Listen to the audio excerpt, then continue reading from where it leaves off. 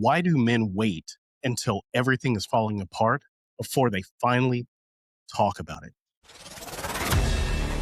You're now listening to the Student of Life podcast. Hi, y'all. This week we have another all-star lineup. I feel like, I think I said this before, the same line before, but I think I need to start paying you guys. I said that before, and I truly mean it. I truly mean it. I am so happy to have myself here. Yes, my name is Trey, with Student of Life. We have Timothy. From now on, we're going to start calling you Timothy. It's Timothy. Timothy. I'm present, by the way. Timothy. Good to go. Present. Johnny V. We got Johnny V in the house. Johnny V, the one and only. Johnny, welcome once again. Thank you for being here. Thank you. Nice to be here. Great to see everybody across the stream. Even though I can't see you guys. Well, hey, they're felt in your heart, right? We can all feel them. We can feel. Thank you all for being here. The listeners, the viewers, thank you all for being here as well too. Now, even though I said I'm going to start paying them more, and I'm talking about Timothy and Johnny V. Sorry, listeners, viewers, I'm not paying you anymore. But we are very, very thankful that you're here. So today is actually going to be kind of a heavy topic. And some of our topics recently, from the very beginning, actually have been kind of heavy. And we're going to be talking about men's mental health. But this is going to be from our perspective, because none of us sitting here today, none of us are mental health professionals. We cannot give mental health advice. We're not doctors. We're not licensed. These are our perspectives from our lived experiences. So anything that we say here, if you feel like you need to talk to someone, please seek out professional mental health. And if you're kind of going through some things currently and in the immediate sense and need to reach out to somebody, there is always 988. That's free of charge. Dial 988, press option 1, and talk to somebody in that immediate time if you need it for your mental health things that are going on. Let's just say that. So we're going to go ahead and talk about some things because all three of us have some lived experience. Talking to you, Timothy, talking to you, Johnny V. We have real world military experience. Everybody on this panel right here has served in the military. So we're going to talk about things like military culture. We're going to talk about things that the military kind of instilled in us. And we're just going to talk about just our perspectives. And you know what? I've done a lot of talking to this point. So I'm going to leave it to you, Tim. Do you have anything to really talk about in the setup aspect on just the tip? Yeah. So aside from military, also as a first responder, both like in law enforcement and EMS. So, I've been able to experience the wide range of everything that kind of plays in part of not only mental health, but also your physical well-being as well. So yeah, this is a topic that's near and dear to me and that I feel very strongly about. So I'm looking forward to talking about this and hoping that, something that we say resonates with someone and it may make a positive impact for them. Yeah, very well said. And Johnny, and thank you very much, Tim. And I don't want to gloss over that. So not only have you served in the military, but you also serve the public in the sense of, law enforcement and such. So my hat's off to you, to all the first responders out there. Please continue to stay safe. And yes, even, and I think that's really a subset that we don't talk about much, which is, our public servants out there, outside of the military, but public servants who do not really, they see a lot of stuff. Let's just say that. But there's not a lot of attention that gets put onto the mental health for fire rescue and police. So, and I know we're going to talk about this a lot more when we get into the full package. But I do want to say, Tim, thank you very much for your service on both sides. Johnny, did you have anything that you wanted to add? Yeah, actually, to the viewers out there that are listening. Now, I hate the word, and I really do hate the word triggering, but to use it in this context right now, just remember every topic that we do talk about, even if it's this what we're talking about today, if it brings back bad memories or anything like that, again, we apologize, but we're only here to try and help somebody that might not want to reach out, but that has gone through similar things. And we're trying to help them see the good after the bad. We're trying to help them with any type of word of encouragement. Anything we do, we're not doing it to harm or hurt anybody, or especially our viewers. If you know somebody that's going through something similar, please share this with them. So that way, sometimes they got to hear it from somebody else in order to really understand it. So we appreciate you guys watching us. But if it does resonate in some way, shape, or form, make sure you guys help better. Yeah, I mean, typically there's a saying: if you see something, say something, right? And typically that's put in terms of nefarious means, somebody breaking the law or causing harm to someone. But this community, and when I say community, I'm talking about the human race as a whole. We have to pay more attention to one another, and if we know that someone, and we can see the signs that somebody might be struggling with something, right? See something, say something. Ask, are you okay? And maybe they don't want to talk about it. I do want to say in the military that's one of those gray areas, right? We're in the military to get the job done. We're taught to push through, and it's all about the mission first, mission first, mission first. So there's a lot of things that happen in the military and just that culture where sometimes you just learn to just stuff it down, stuff it inside, and just push through. You know, if you go and seek mental help because you can't, get through something yourself, unfortunately, in the military, it's kind of looked down upon. Even if it's not verbally said, well, this person's just trying to skate out of something or get out of something. Or whatever it may be. And once again, this is my own perspective. This is my own perspective. And I've served in two different branches. So not just one side, the Navy side. I've also have the Air Force side as well too. And that's just something that I've noticed from those two branches. It's not, you can't go to the mental health. No, it's not that. Nothing direct like that. Oh no, you can't go. But hey, what are you supposed to be doing right now? And maybe that's just, people just not knowing or understanding. Let me ask you, Tim and Johnny, when it comes down to mental health in the military, what was there anything that really jumped out at you or that you felt or saw yourselves? I think a lot of it stemmed from the career field, whatever your AFSC or your MOS or, your background was in the military.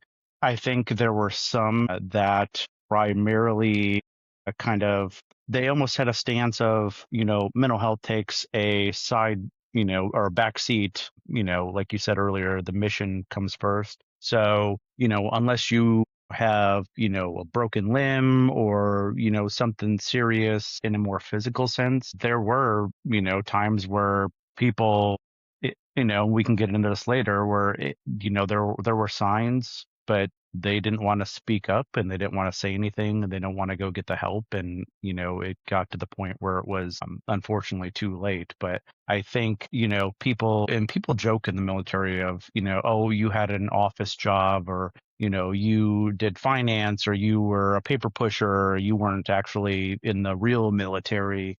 And I think that's demeaning, to those that served in general, no matter what your field is, because, let's be honest, especially with recent events, there's probably people that were in these locations thinking, I'm going to go over for, 6-7 months and it's going to be, a simple, and I hate using that word, but deployment. And look what transpired, across the Gulf area. So, there were people that were working finance or HR or whatever and they had to deal with all of these real world events that are going to leave long term, scars on them. Yeah. Yeah, it's very, very sad, when you really think about it, because, and like you said, we're going to talk about this deeper in the full package. So I don't want to give away too much, but there are some similar type situations that I've seen, witnessed, and went through that I can attest. Everything you said right now, Tim, yes, 100% accurate. And not everybody's experience is exactly the same. So, Johnny, do you have any thoughts on any of this? Yeah, it's so you and I, or Trey and I, got to basically be a part of the military in a similar way. We're both corpsmen, and both attached to Marine Corps units. Now it's a blessing in disguise, of course, but sometimes what people don't see. So for us, everyone always just thought that, oh, you're just a medical pencil pusher. Yeah, at points and times we are. But one of the things that I know when I went through training, and I was blessed enough to have the instructors that I did have. A lot of them kept pushing, hey, you're not just there for their physical health. They're going to come to you because you're a corpsman. You are seen as that caretaker role. So be prepared when it does come to that. And again, I'll touch on that a little bit later, but I know there was a lot of people out there too that burden does get put on them and it weighs on them. So it's more than people think anyways. Yeah. And once again, if you're currently going through something mentally, I'm going to always push this resource because it's a free resource, and people, I believe everyone should know about this. And it's 988 talk to someone. If you're currently going through anything, if you're being triggered just from this episode itself, or if you're dealing with, financial things that are really weighing you down mentally, um, Dial 988. Do not let your pride get the best of you. We're all in this together. But so moving on a little bit from that, when we're talking about just the mental health in the military, do you guys ever feel like the pressure to just figure it out versus asking for help? And I want you guys to really think about that. Like, have you ever had that pressure just to figure it out versus asking for help? Oh I'm yeah, sure being every oh, go ahead. Thank you. I'm sure every man has been at that point before, and that's actually one of the more difficult bridges to cross as a man is, can I tough this out a little bit longer, or do I need to ask for help? And I'm sure every man has gone through that before. What were you saying, Tim? Yeah, so I think one of the big things too, and I kind of want to revert back to the whole resource of 988, and this topic as a whole, it's not just about first responders and military. It's mental health as a whole across the board, because, let's be honest, there are things that happen across the country and across the globe on a, daily basis that impacts people. You think about all of these incidents of, mass shootings or, these chaotic instances where people are being exposed to this trauma. So it affects, it can affect everybody. So I personally, I want to say that we're not trying to only focus on veterans and first responders and people in those communities. This is a topic that can literally impact anybody, anywhere, anytime. So I think there's a very big stigma of, men across the board don't want to take the initiative to ask for help or to go seek help, because it's that, you're a man, tough it up, you can figure it out on your own, and I know we talked about, mental toughness earlier on in our series, but you can only do things yourself for so long before, you get overwhelmed and overburdened, and you need to reach out, you need to ask for help, and that's not a sign of weakness, whatsoever. Never is it a sign of weakness. And I'm glad you're really focused in on the fact that we're not just talking to veterans, and we're not just talking about active duty military or first responders. We're talking about, our perspective as men and what we're seeing in the community of men. And personally, I feel that most men, like, I don't believe that most men, or how should I'm trying to find the words that I really want to say here, because I personally believe that as a man, we long and we really strive for that community. I personally believe this wholeheartedly. And I don't think that most men just need therapy.